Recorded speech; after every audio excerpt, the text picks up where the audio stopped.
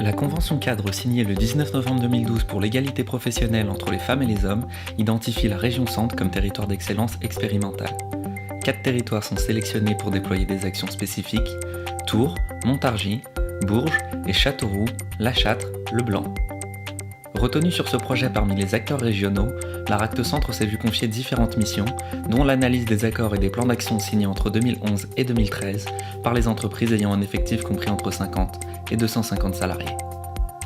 Objectif: repérer les bonnes pratiques avec un centrage spécifique sur le développement des carrières professionnelles, l'articulation des temps, le congé parental et les valoriser. Sur le territoire de Châteauroux, l'entreprise CER France Indre mène une négociation collective en faveur de l'égalité professionnelle. Le diagnostic égalité portant sur les indicateurs chiffrés des 3 dernières années a été complété par une enquête interne sur les conditions de travail.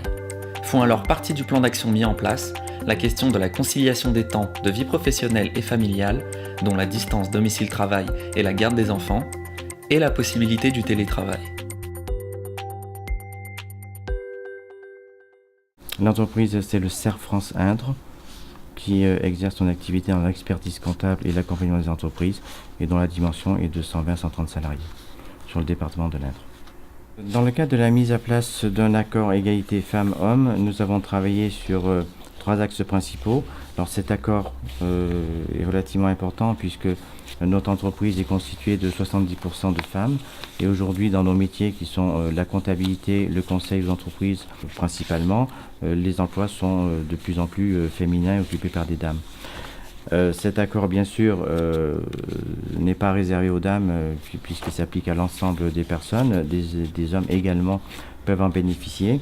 Les 3 axes principaux sont la formation, les conditions de travail avec l'articulation de la vie professionnelle et de la vie familiale, et puis revoir également la classification des métiers et l'évolution des métiers, puisque depuis un certain nombre d'années, on constate quand même une évolution dans les fonctions et dans les métiers, tels que la comptabilité. Comment a-t-on mis en place cet accord? Tout simplement, nous avons travaillé avec une commission constituée de 3 personnes, plus la déléguée syndicale, et nous avons fait en sorte que les hommes et les femmes soient représentés et que chacun puisse s'exprimer pour aborder les 3 thèmes évoqués tout à l'heure, et qui sont les thèmes qui ont été retenus dans le cadre de cette commission. La commission paritaire au départ sert aux négociations, quelles qu'elles soient. Négociations annuelles obligatoires et négociations de tous les accords.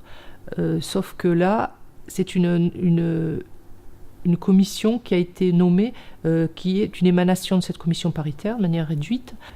Nous avons retenu 4 personnes, dont 2 hommes, 2 femmes, dont le directeur, la déléguée syndicale, moi-même, et 2 autres membres de la commission paritaire qui étaient volontaires pour le faire.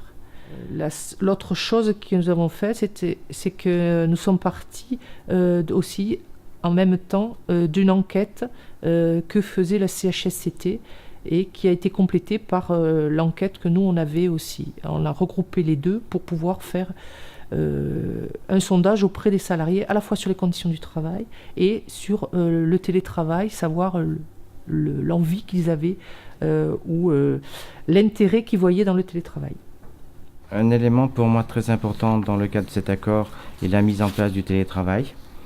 L'objectif du télétravail étant de réduire le stress pour les personnes salariées d'entreprise, également de faire en sorte que la relation à la vie familiale puisse se faire dans de meilleures conditions, et puis également limiter les déplacements et en conséquence limiter les risques routiers.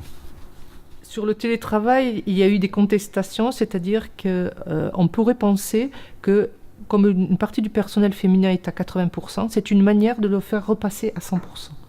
Ça, nous sommes opposés à ce genre de choses, sachant qu'en plus, tout le personnel pour l'instant n'est pas concerné par le télétravail. Donc les personnels concernés restent le personnel comptable, assistant comptable, la famille informatique, et quelques conseillers, dont les conseillers juridiques. Nous avons constaté que le temps de formation est plus important chez les hommes que chez les femmes, pour différentes raisons, qu'importe ces raisons. L'essentiel pour nous et pour moi, c'est que l'accès à la formation soit facilité afin que les dames, qui représentent 70% des effectifs, puissent bénéficier de la formation. Il n'y a pas réellement des choses qui est bloqué. Ce qui a bloqué, c'était sur l'analyse après qui a été faite de l'enquête. C'est-à-dire des points forts, ce qui pouvait nous aider à travailler.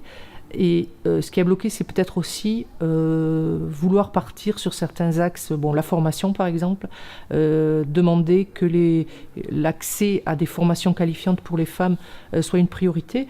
C'est pas sûr que ce sera vraiment une réalité. Il faudra être vigilant et continuer à travailler autour de ça.